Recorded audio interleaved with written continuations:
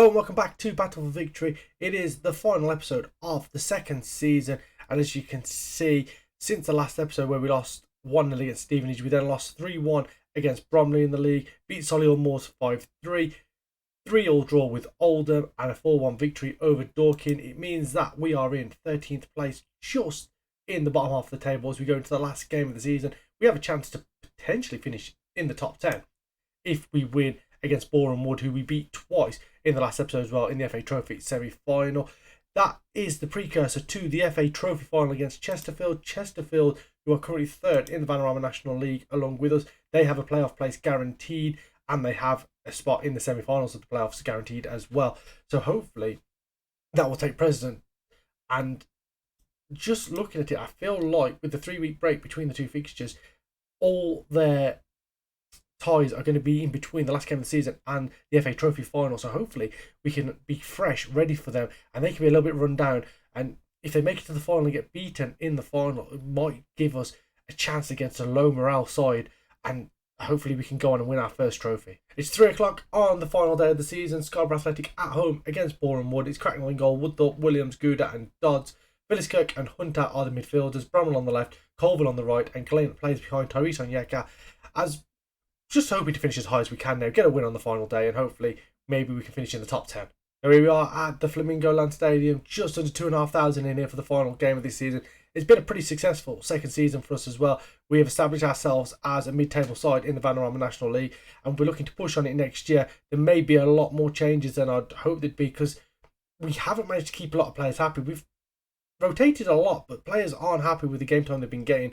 So we could see a few players leave as Tyrese Onyeka goes round the goalkeeper and the defender gets a touch there. Who was that? It was Fifield with a great block to stop the opening goal of the game going in inside the first minute. Kieran Glinder will put in the corner kick. It's headed away from him, and it will be another corner, I think, there on this near side. But it's a good start to this game here. Boreham Wood, we dominated against them in the two games in the last episode. I know it's a bit weird coming back for another episode where we played Boreham Wood, but it's just the last game of the season, just to round off what has been, like I said, a pretty successful second season for us, as McKendy is in behind and he fires it over the bar. Been a game that started off with a couple of highlights, but nothing's really happened since. It's Glyn now. Infield to Tyrese Onyeka, who's hit the post. That was a great chance there. I thought he was going to find the back of the net. Seemed to do everything right, beat the goalkeeper, but just didn't get it inside that far post. As Colville now looks towards Bailey Gouda, who heads it onto the roof of the net, and a couple of quick chances in quick succession there. Boreham would have had more shots than us, but nothing on target. We haven't produced a good XG either, though.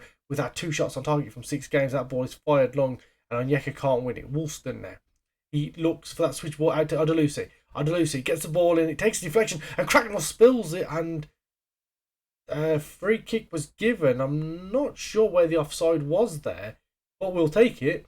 I presume it was offside, and with 20 minutes to go, it is still 0-0 here.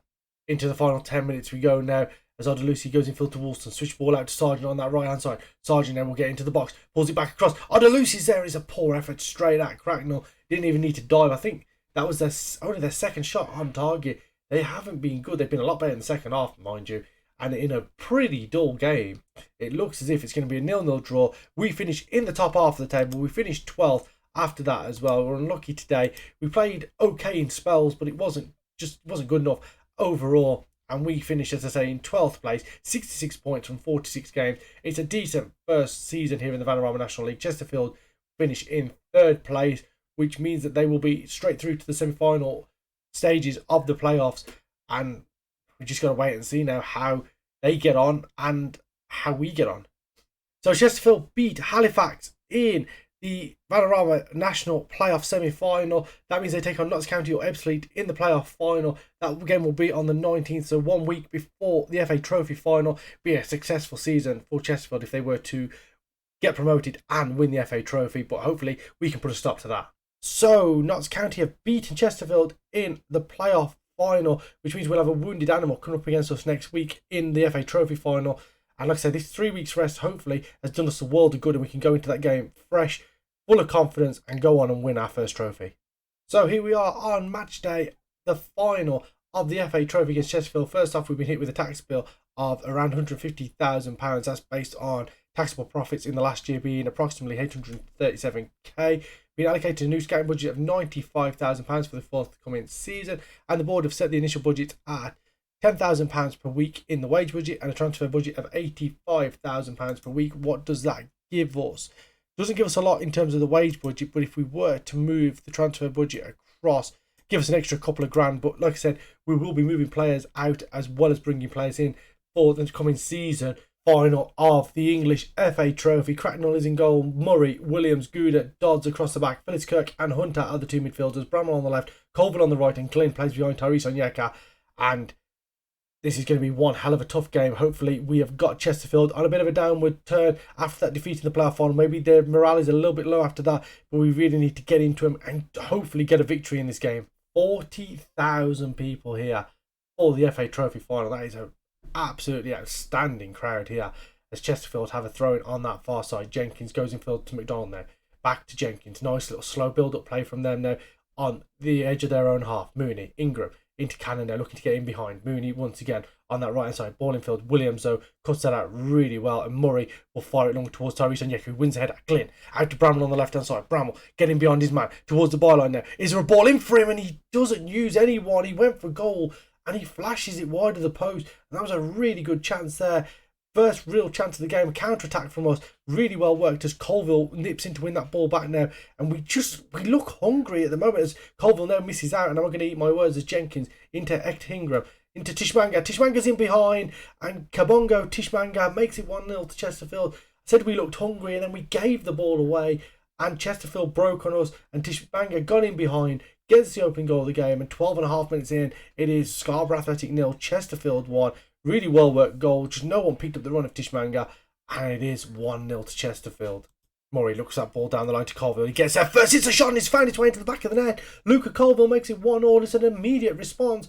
Inside 3 minutes after going behind, it is 1-0. And Murray with a free kick just chips it over the defence.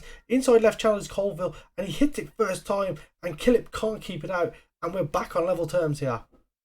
Jenkins now is men getting forward for Chesterfield. Mooney.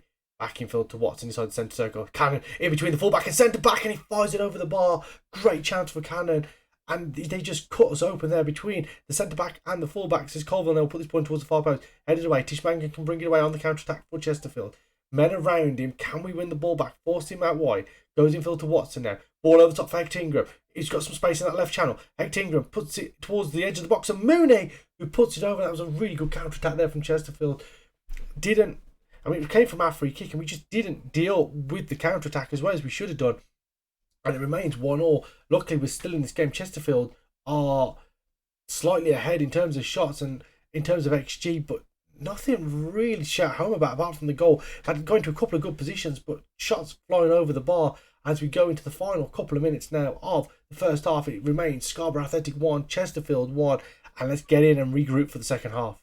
Lewis puts this ball in towards Tishmanga, finds it way into the back of the net, headed it at Cracknell. It somehow found its way in. It's Scarborough 1, Chesterfield 2. 10 minutes into the second half, free kick towards the far post by Lewis, and Tishmanga got up above his man, and he just beats Cracknell at his near post. It's poor all round from us there, and it's 2-1 to Chesterfield. Jenkins into Cannon now. Tishmanga, you can tell that they are a side that were pushing for promotion for the majority of the season. Tishmanga into the box. We didn't go with him and he dinks it over the bar. It's really poor from Tishmanga there, if I'm honest, because he should have done a lot better there as we go into the final 15 minutes. I think it is time now to just mix things up a little bit, and we're going to move to the 4-2-4 and let's make some changes as well. So we've got Colville on that right hand side. Daniel Bramley's on the left. Hunter and Glynn are the midfielders. Let's bring Maloney on for him. Onyeka can stay on alongside Michael Coulson. And then one more change. Let's bring on Jake Kelly for Daniel Dodds at right back. And hopefully, let's just try and create something. We're going to move as well to a more attacking mentality as we look for an equaliser. And we'll encourage the boys with 10 minutes to go. Just looking for something here as we just move, and let's just change the instructions and go slightly more direct, much higher tempo, hit early crosses, and let's whip them in, and let's hopefully see if we can provide something here. we go to the final couple of minutes, a couple of more changes we'll make now in transition, and we'll distribute the ball over the opposition defence, distribute it quickly, counter press, and let's move the block and the defensive line up as well, and just hopefully find something as we go into stoppage time here. It doesn't look like we're going to. There's 15 seconds left, and we're going to try and go very attacking, but it looks as if we're just going to fall short. Chesterfield win by 2-1. We were in the game for most of it, but we just couldn't find the back of the net on a consistent basis, and that's been our problem in the first 2 seasons, if I'm completely honest. As Chesterfield, we don't need to see them lifting the trophy. It was unlucky. It would have been nice to win the trophy, but it wasn't to be today. Really good. The future is definitely bright at the club, and let's say we didn't do everything well enough, and I'll blame it on myself. I take the pressure off the boys. Proud of our efforts, gave 100%. We just dropped short. Dishmanga getting both goals in that 2-1 defeat, and we'll move on and we'll look at the end of season review and awards. And here we go, the end of season review for Scarborough Athletic for the 2023-24 season. We'll have a look at the new arrivals if it worked. Brendan Barr was our best player, 7.02 rating, 16 appearances, 10 goals, 2 assists. Jack Hunter, Tom Murphy didn't play much. Jordan Nicholson averages 6.93. Daniel Dodds at 6.86. No one's really came in and had a really good season for us, which is kind of disappointing if I'm completely honest. I thought maybe we could have had some star players come in there. We were expected to avoid relegation from the Vanarama National. Well, we were attempting to avoid relegation. We finished 12th with a home capacity of 2,230. Tyrese Onyeka was our top goal scorer with 21 goals. It's a good season, I've got to be honest. We weren't massively off the pace. We finished 9 points off the playoffs, which isn't the worst thing in the world, but it is definitely something to build on for next season. Definitely hoping for a playoff push in the second season in this division. Our biggest win was a 6-2 victory over Eastleigh. Brendan Barr, Michael Coulson with a hat-trick, Jordan Nicholson and Joel Grant getting the goals there. Match to remember was the 3-2 victory against Torquay, where Carter and Whitehead scored in the last 10 minutes to give us a 2-1 lead, and then we conceded in the 87th minute. It looked a lot tighter than it was actually looking at that. And then the goal of the season was Whitehead's third goal against Torquay. We'll have a look at that now. So here we go. Here is the goal of the season. Murray infield to Whitehead, drops it back to Philliskirk. Maloney with the ball to Whitehead. And that is an exquisite strike there. Just bends it round into that top corner. The finances look like this. Sponsorship is up by 5,870 to 35,870 from last season. Broadcast revenue has doubled as well to just under 15k. Corporate hospitality has doubled as well to just under 37k. Competition prize money has gone from 17k up to 256,000. That was due to that cup run that we had and the match day. Commercial and retail has gone up from 241,000 to 337,000, and total merchandise sales 26,000. No new sponsorship deals and no notable deals. And the club reputation stays the same. Our best 11, how we lined up: Cracknell was in goal. It was Woodthorpe, Williams, Gouda and Dodds across the back. Maloney and Hunter as the midfielders. Bramall on the left, Colville on the right, and Glynn behind. Tyrese Onyeka, who again has had another fantastic season since we brought him in on a free. Got 15 goals in the league last season, 21 in all competitions. This season, 21 in the league, 30 in all competitions. He's going from strength to strength. And Kieran Glynn, 15 goals for him as well. He got 13 in the league, 15 in all competitions, and that goes with his 10 in all competitions from last season. So double figure man there, and he's definitely someone we want to hang on to. The accolades, the record breakers: Tyrese Onyeka, 8 Player of the Match awards. Youngest player was Kyriakos Panatou, 16 years and 202 days. Joel Grant was the oldest player, 36 years and 238 days. Fastest goal was Luca Colville, 17 seconds. And the oldest goal scorer was Joel Grant at 36 years and 192 days. Club awards: Fans Player of the Season was Tyrese Onyeka. Young Player of the Season, Tyrese Onyeka. Signing of the Season was Brendan Barr. Goal of the Season, as we saw, was Danny Whitehead. Top goal scorer was Tyrese Onyeka. Most assists was Jordan Nicholson. Tyrese Onyeka, as we saw, just with the most Player of the Match awards. Highest average rating was Onyeka as well, and the most passes completed per 90 minutes was 52 by Bailey Gouda. And Scarborough took a little while to get going, but really set themselves up with their mid-season run, and they've been brilliant since turning on in the middle of the season.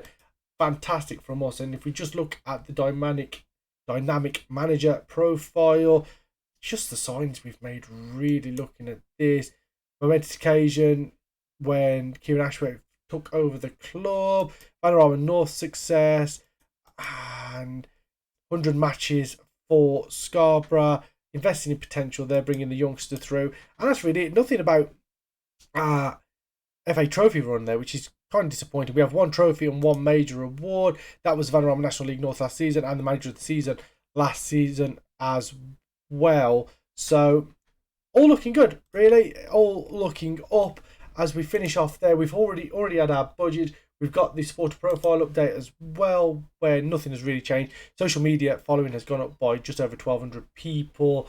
And attempt to avoid relegation from the Vanarama National League. Club vision and expectation want us to attempt to avoid relegation once again. And that is the plan for the next 5 years, to just stay in the division.